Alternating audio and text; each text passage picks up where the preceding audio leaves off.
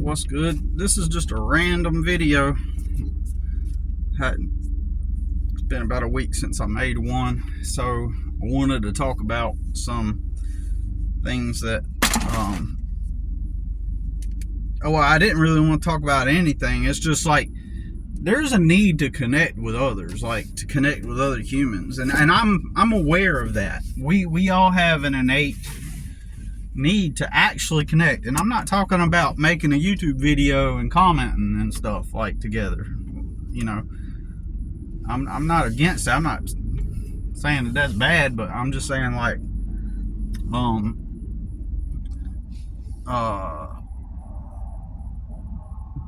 we need actual like one-on-one, you know, contact with other humans, and I really don't get that, and I don't like this is one of those times in my life, the occasional, like, I like being alone. People just don't realize what I mean when I say I like being alone. I prefer to be by myself, and at the same time there's an innate drive or the thing within us where everybody everybody wants to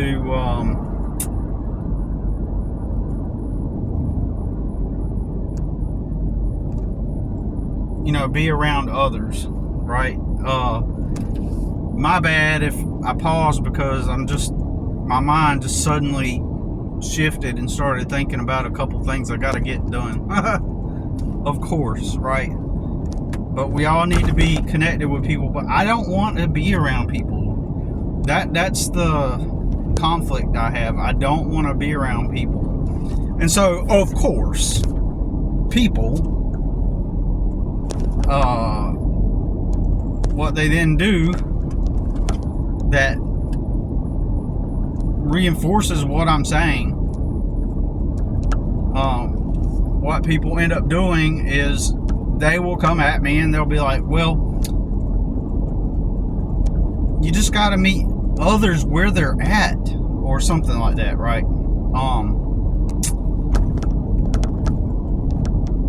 In other words, adjust and shift my way of thinking and thoughts to how the other people are thinking, in order to, you know, fulfill that need for connection with others, right?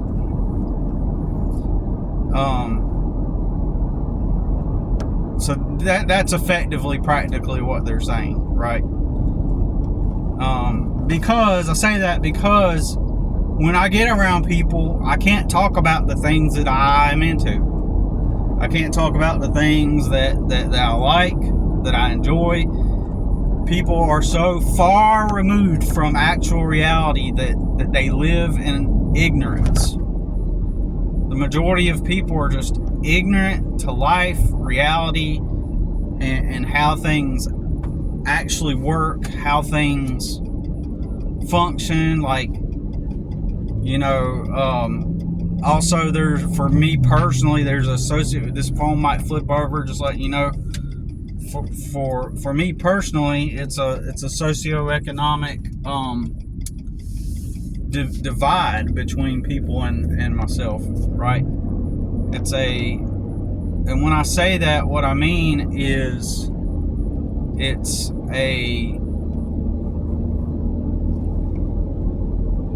when I say it's a socioeconomic divide, what I'm trying to say is when two people live in two different socioeconomic realities, the more privileged person perceives reality through a whole different lens, and that creates a subconscious division of where there are just freaking differences, right? Too many differences to find things to connect on, and I just don't I just don't want to be the type of person who just, and I'm not the type of person who just goes and just quote unquote vibes with people, right? I can, but only if I'm altering my beliefs, not beliefs, but altering my, not altering my beliefs, but adjusting to their paradigm and talking with them, seeing reality through the framework of their paradigms, the ways that they perceive and view reality, right? And nobody else is practicing that. Okay, I'm 45. I've dealt with people all my life, right? Rich people, poor people, middle class people, like people of all different cultures and economic backgrounds. Nobody attempts to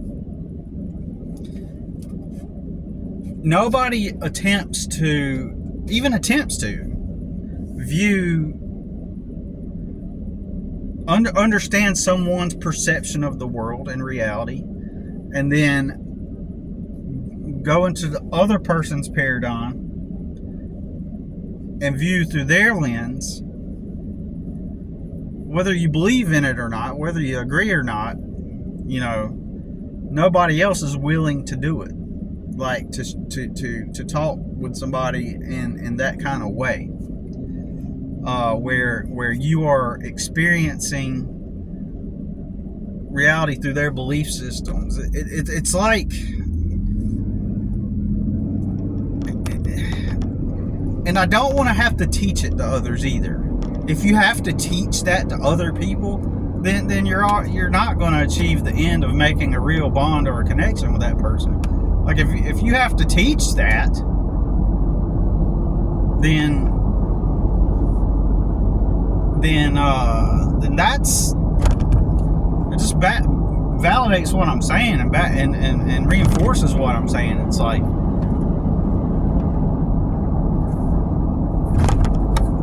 and then there's the reality that so many people are just ignorant and stupid, right? To where they don't even comprehend what you're fucking saying. All that I just was talking about, the vast majority of people just don't understand what I'm saying. And in my experience, most people have not struggled enough in life. They've never been in a struggle, right? And they've never been in a struggle to where they've been forced to have to think like that. They've never been in situations where they're forced to develop awareness and understanding of other people's perceptions and realities. Because let's say that you grow up and your mom and dad make good money, you live in a nice neighborhood, or your family owns a business or whatever, and you're well off, you're doing good economically. Let's just say that.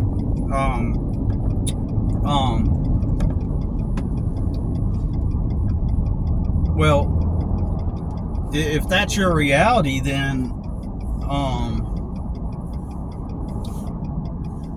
and everything's all good in your world, you're not going to have to develop any kind of interpersonal awareness and street smarts beyond the reality that you live in, beyond the reality that because most likely you live in a house with your parents, right? And then eventually you move out when you get older, and your whole community, they're on that level too. In general,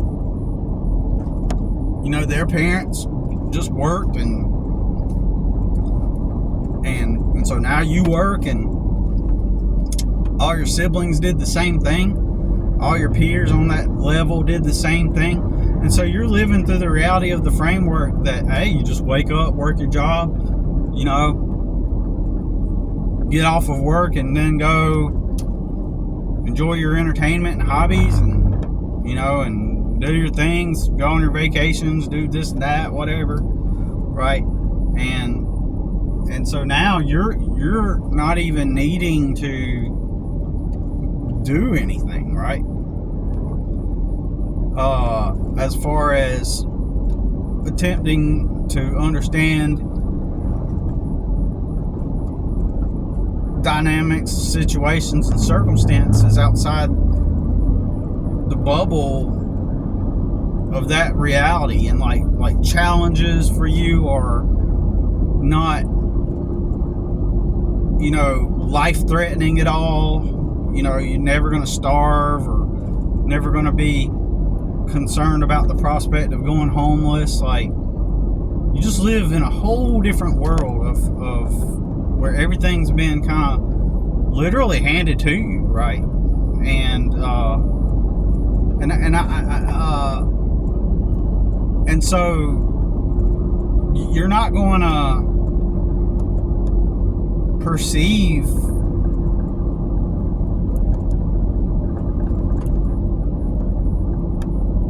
you're not going to have any concept of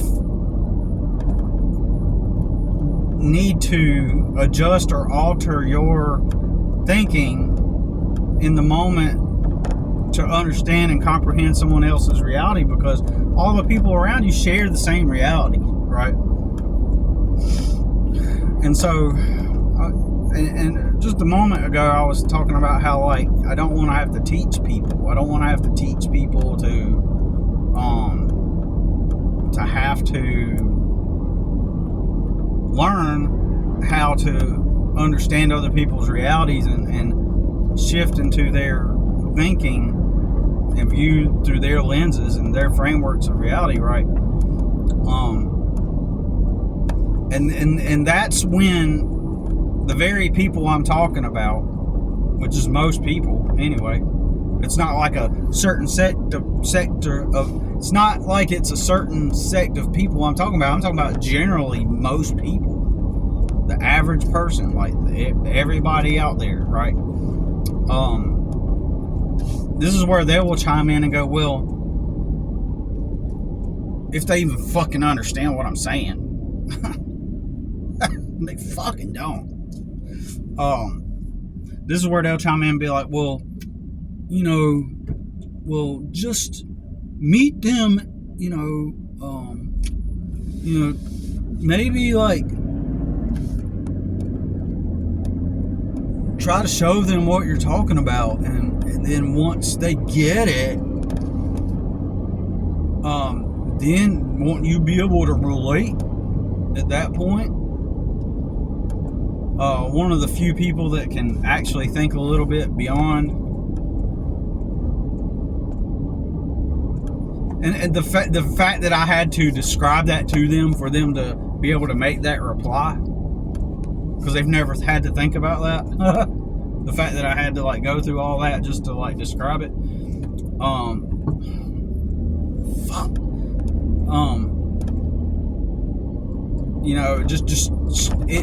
It shows what I'm talking about. It didn't happen organically. Like, you don't just sit there. The reality is, you don't just sit there and teach people this shit. You don't sit them down and be like, hey, look, let me show you about how I like to view through different lenses and frameworks of people's reality and how that differs from yours. And then you show them, and it's like a hack. Like, okay, here's the techniques to do it. Here's the hack. Here's the lesson on how to do it. Or here's how you do it. Like, this level of understanding comes from years and years of introspection, of solving real hard problems, actual real hard problems. Like, this level of it requires deep levels of introspection,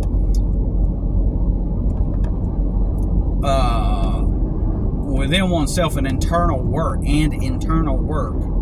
that someone more privileged, like the people I was just describing, they don't have to immerse themselves and do any of that work. because they're riding on coattails. They're riding on the coattails and in that reality where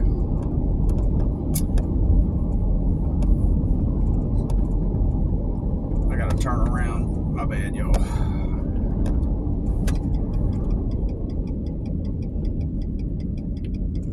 Yeah, so getting distracted. Got people turning around. I'm turning around. Hold on just a minute. I want to make sure I'm focused on the driving.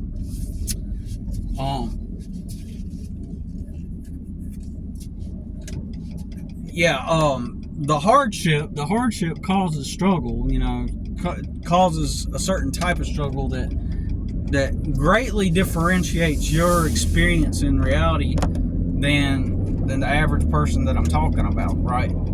So with me dealing with chronic homelessness and chronic poverty all my life, and just and the fact that I never assimilated into society, right? Like I've never assimilated into my culture and into the society at large because I never valued it, right? I never valued what everybody was doing, as I frequently and overexhaust the reality that, like, in general, everybody, a huge part of your integration into society and culture, especially in the United States, in your youth, is that you go through this little phase where you drink and you drink underage and you pretend and you think that that's all like you're being rebellious, and you smoke and you drink and do drugs, and then that's I often argue is a major part of integrating into the culture and assimilating in a way that gets you the foundational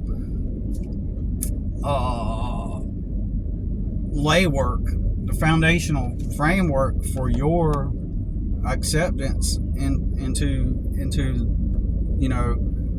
social circles. Like, that first experiences of you going out partying, doing drugs, smoking and stuff, like, that's the glue that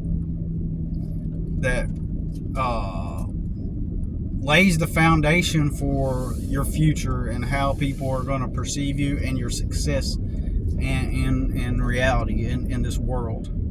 Most of the time, there are outliers or people that said, hey, I didn't do all that drugs and I started a business in my youth when I was young, and I decided, and then they became economically and financially successful. But my argument is that those people,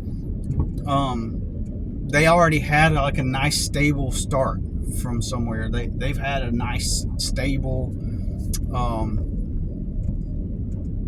upbringing, and they already had a foundation to start from, and a community surrounding them. You would see this type of person might be like someone like that's in a Christian. You might see someone who's in a Christian family. Christian people run in circles and they're tight knit. Already established Christian people who are already established in their faith and stuff. They often have communities because of the church, and and that's what brings them together. So those are rare outliers, right? People that have that experience, right? So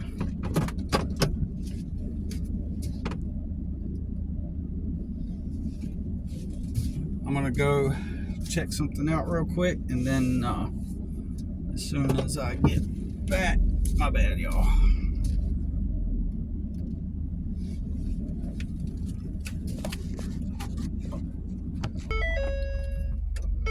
So I had to take a moment and stop and get out of my truck for a moment and hop back on the video. But I'm like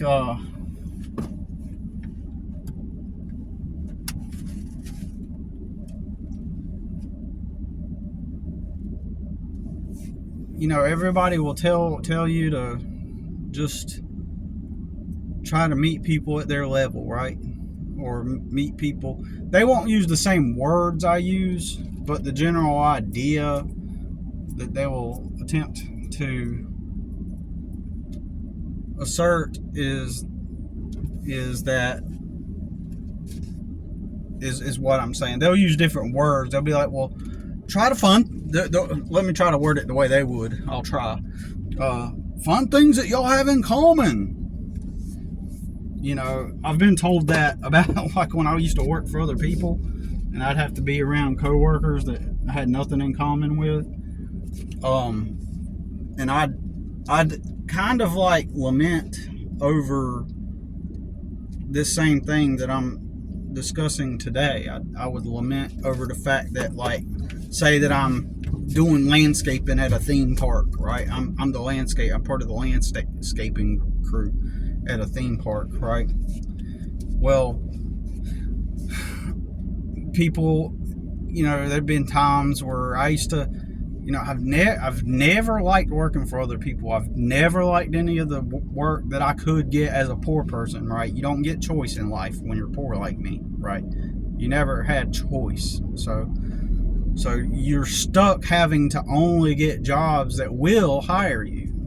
And those jobs usually, typically, and only are easy to get into jobs like landscaping, right? Very easy to get into those, right? So now you're forced to go to work there because life hasn't been handed to you. There's no choice, right? So life's not handed to you. There's no choice like everybody else around you. They have choice. They're choosing their lives. They're planning. They're figuring it out, and so they plan, and everything's taken care of for them until they figure out what they want to do, and then they integrate a plan. They move forward, and because they get a warm bed to come to at night. They get a shower, a nice warm shower to go to every night. No payments, no responsibility to have to have that. Even mom's even got leftovers in the refrigerator. All that free, everything provided for you until you're ready to get out on your own. All that's just put in your lap, right? And while you save your money to move forward, right? And then and so I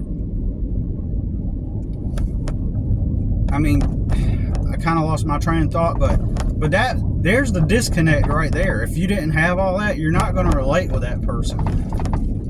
I'll try to get back on point, but typically you also find that this is where somebody would chime in and be like, well, I know a guy that he was like dirt poor, man. He come from a trailer park, and he had friends. They grew up middle class, and they all like, became friends and stuff. Like, there's something wrong with you, man, right?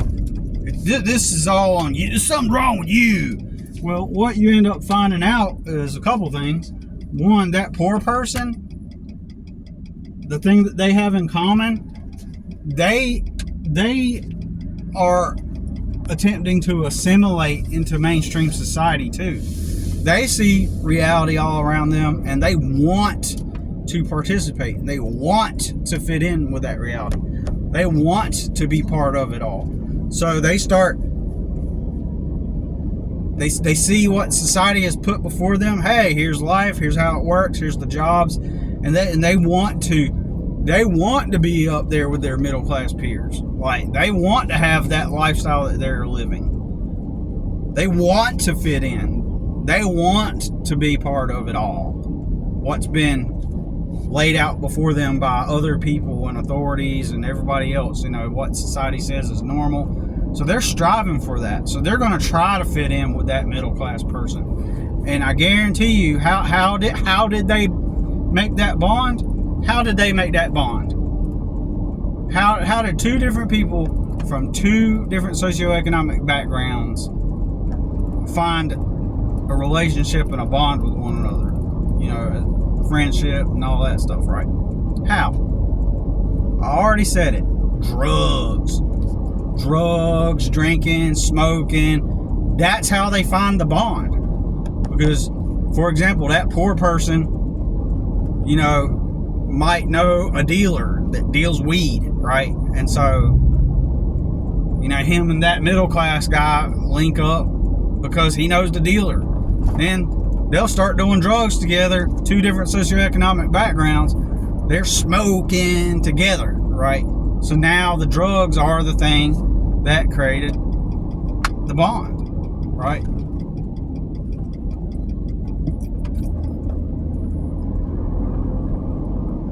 So that's what I'm saying. Those things form initial bonds and create, even though they're faux bonds, they're not real connections, in my opinion. It's not an activity that actually generates real bonds, because it's all based on what you can get off of other people when during that phase that everybody just glorifies and highlights to be like, oh, it's just part of life, it's humanity, it's what we do, all that stuff. It's all based on selfishness and hedonism and pleasure, instant gratification. So the actual bonding that everybody makes, where they reminisce about all their memories of how they formed those connections and bonds and stuff, it's all fake.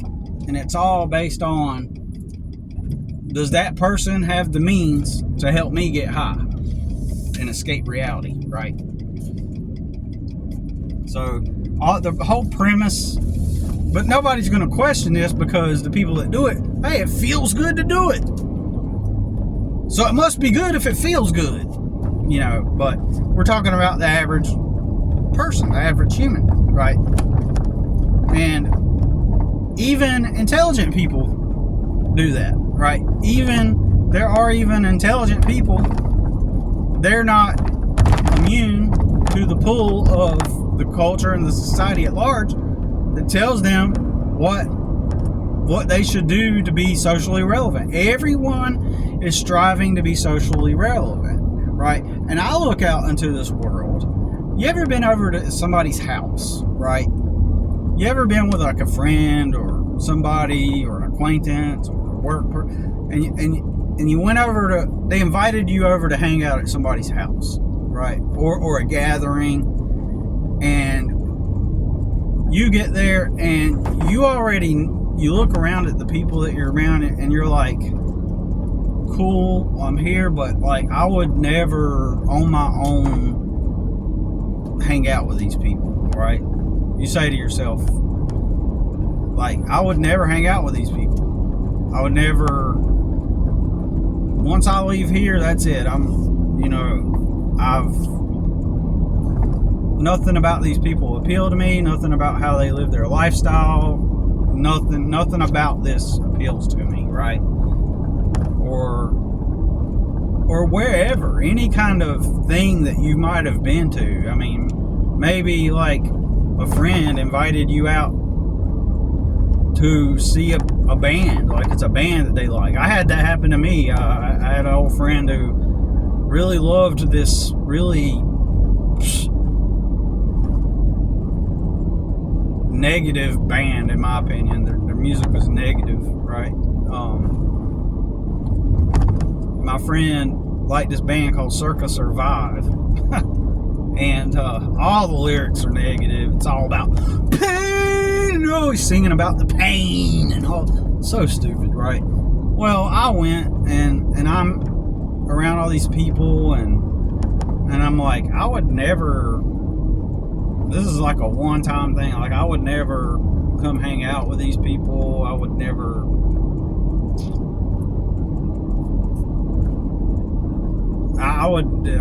I'd never listen to this music, right? I would never hang out at that person's house. I would never hang out. This is the way I see the world at large, me personally. Like, when I look out and I see the world at large, I see society, like, nothing has ever, even in my youth, I've never wanted to be a part of any of this. Like, I've never wanted to assimilate. And then you got the people that perk up and go, oh yeah, oh, I know what you mean, Billy. Yeah, Billy. I get, man, totally, man. Like, once I realized that doing all the drugs was just stupid, and like, once I realized that hanging out with that type of crowd was just like not my thing. Once I realized, I had to learn that. Then you're not the person that gets what I'm saying, right? Like, you fell for it. You wanted to fit in. You had to come to. You did want that, so you can't relate to me because you fell into it. You went along with it, and it was tempting to you. You wanted that experience because your peers were pushing you into it, and society flashed it in front of your eyes and told you, hey, this is what makes you happy, and this is what people want to do, and all this stuff, right? So I gotta see what time it is. Oh, shit.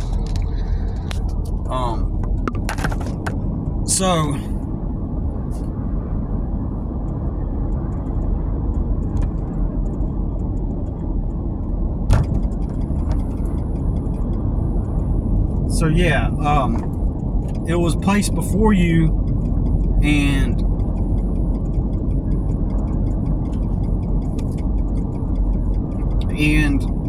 you did give in, and it took you being pulled into it and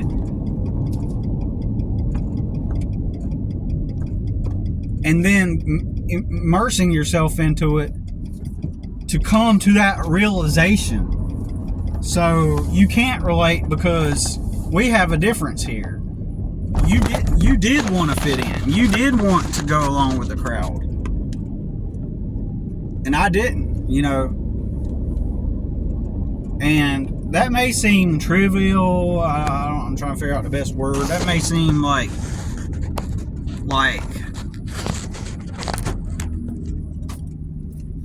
well, that's a minute detail, or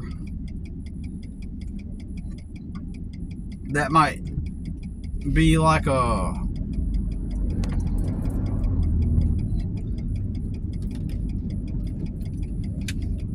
trying to think how to word this.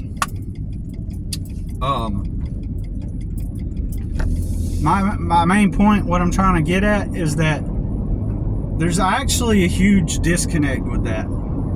There actually is a rather large disconnect between those. There's a huge difference in the two experiences. It doesn't seem like there's much of a huge experience because both parties arrived at the same conclusion that it's not really all that what it's hyped up to be, or not all that great.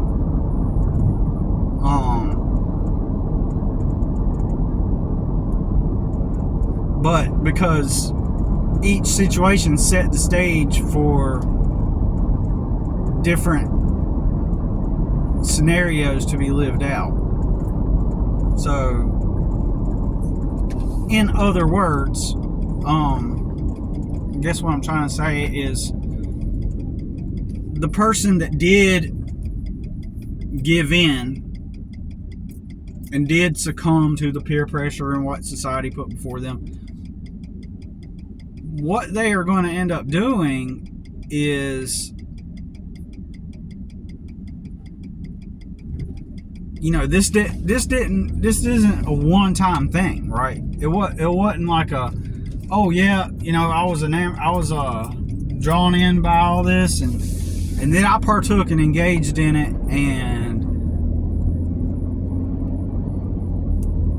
and then I said, that's it for me, like, and then they stopped, right? Like, most likely that person, what they experienced was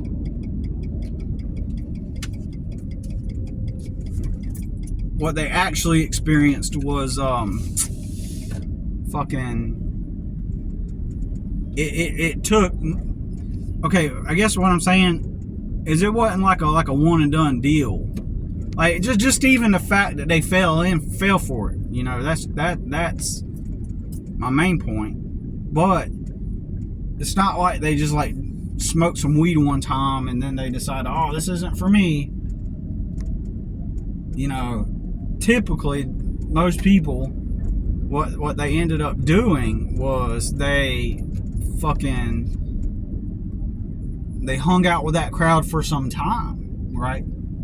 They hung out with the crowd, they participated, they hung out with people, they were trying to fit in, they were trying, like, they seen what society set before them, and they were like proactively attempting to try to be part of everything. They were attempting to want to be a part of it, and it took time for their brains to figure it all out. Like, it wasn't like, I do know some people I've met, they said they tried weed one time and they said they didn't like how it made them feel, and then they never did it, right? Again, right? I have met people that done that. I've quit a handful of people that have done that, right? And I've met some people that at most they just drank and got drunk, right?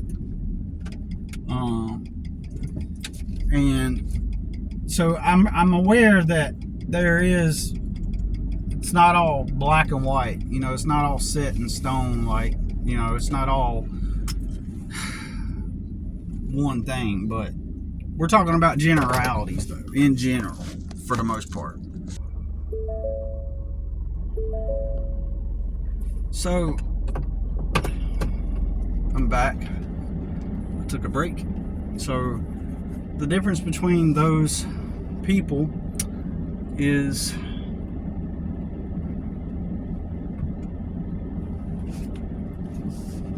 that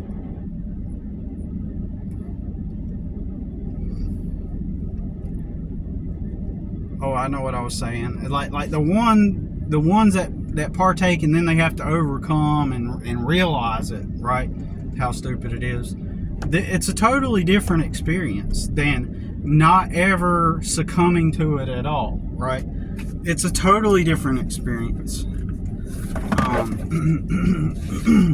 Because at one point, the one person did want to fit in and saw what was before them and tried what they could do to prove themselves worthy, and they saw everything laid out before them and thought it was good and thought that they wanted to be a part of it, right? And whereas people like me, which virtually don't exist, we never saw it. We never said, hey, man, look at what's in front of me. Look at this reality. Like, I want to try to be part of it. Like, oh man, and like, I'll give my brothers, like, he's a really good example, my famous brother, of someone who truly wants to fit in. He's done it all. He smoked the cigarettes. Like, he's not a smoker, but he has smoked cigarettes because it's part of fitting in. It's what people do, right? He smoked weed. He's pro weed. He's all about. He's even smoked weed with teenagers, right? And what somehow, I don't know how this happened, but for somehow and some reason, I'll let my son stay. I don't know how this happened, but I let my son stay with my brother one day when I was living with my brother for a brief time, and when I was gone, my brother smoked weed with my then 16-year-old sister and another 17-year-old kid, and my son was telling me about it. My son was 12, right?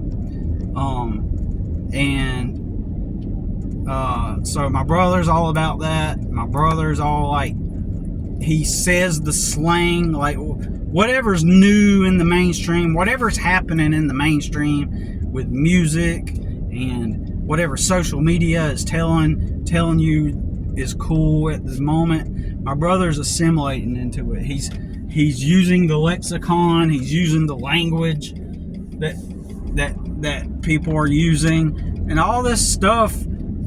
Most of the time, new slang and new language comes from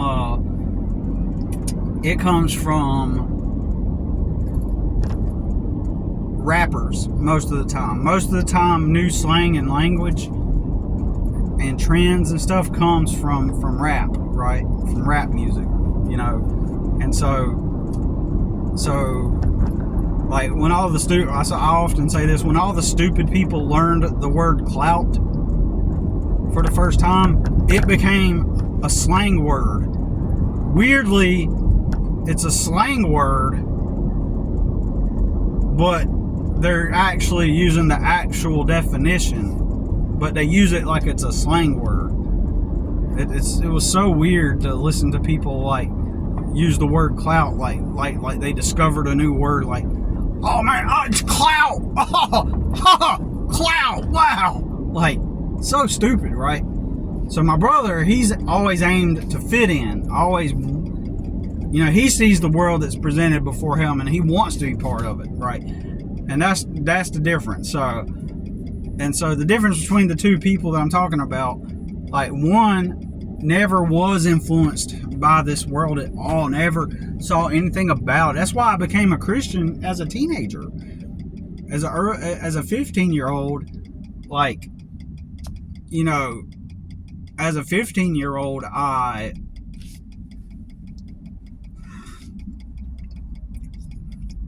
seen something that I thought was different, right? And I wasn't trying to be different just for the sake of being different. I just did not like the reality, right? I did not like this world, but here's a value system that I did like. This idea that God, we live in this terrible world, because my world was terrible, right? And it validated my opinions that the world was terrible. So they presented this ideology that, hey, there's this devil, that's why the world's rotten, and so God sent Jesus to die on the cross to forgive us of our sins, the things we've done wrong, and our sins and stuff. And so Jesus is going to free you from this reality. And here are a bunch of people that are not about this world. They're about like loving God and doing kind things, and that was like the perfect package for a kid like me, teenager like me, who did not like this world at all. So instead of doing all the partying and the drugs, I went into that, right? And ultimately, without going into it, I was rejected by the church, and I went to tons of different churches. I was basically rejected by the Christians. And without getting into it, like the basic reason, all these different churches, the basic reason of me not assimilating is, one, I questioned everything because I was forced to question things. They didn't question things, but I started questioning things that did not make sense, especially when things that they promised did not actually work in the real world, right? Things didn't actually happen the way they claimed. And then I realized, hey, these people are just living under some kind of delusion. Like, this ain't solving any of my problems, right? Well, that's one reason. But the other reason is because I'm poor. I was a poor kid, in a trailer park. I looked ugly, fat, acne, big glasses and stuff. And so that had a tremendous effect on how, I was perceived, right? In the church, right? That had a huge impact. My poverty, was the thing that and all this is unspoken, like unsaid, right? All these things I'm discussing, it's like unsaid, like, you know, you just don't fit in. It's just like any other group that you become a part of. If you don't fit in, then you're just not going to be embraced or accepted by the group, you know. And so I was never accepted, and so people didn't know how to put their finger on it. But then I also realized that these people, they all come from, I learned to realize this is just what you do after you've already done all your drugs and partying, right? This is what people do after they do all the drugs. They come to Christ. It's just part of the culture. You do your drugs, then you turn to Jesus. So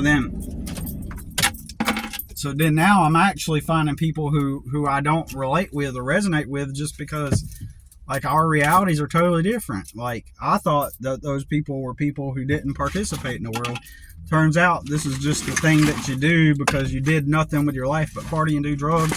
Then you finally got serious and got a good job, and now you're bored, and so you don't feel great, and so then you go turn to Jesus, right?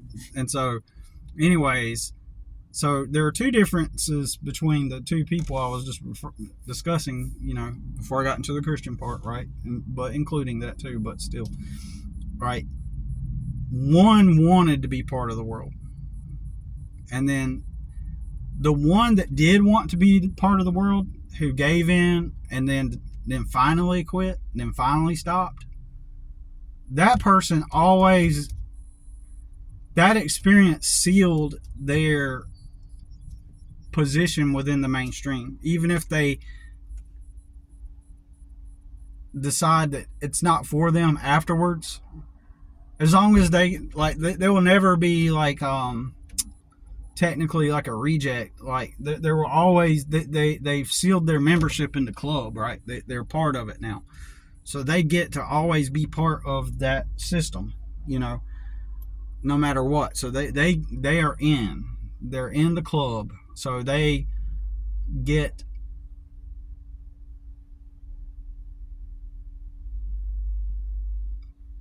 so when they're at the workplace, for example, and everybody's just sitting around, it's a boring day at the warehouse and everything's done, and, you know, random conversations just start going, and then people start to reminisce about their wild days. Then they'll each ask each other, I've been through this so many times. They'll start asking each other, so did you, when you were young, did you da da da? It's more like a formality. They can't be that stupid to think that most likely. Anyways, they'll start asking, oh, did you? Oh, yeah, man, I used to smoke weed all the time. That one person that outwardly says it. Oh, my God, he said it out loud. Oh. So stupid, man. People are stupid. And so one of them finally says it out loud, and it's like, oh, whoa, he said it out loud. He said the part out loud. Ah! So stupid. People are idiots. So anyways, you're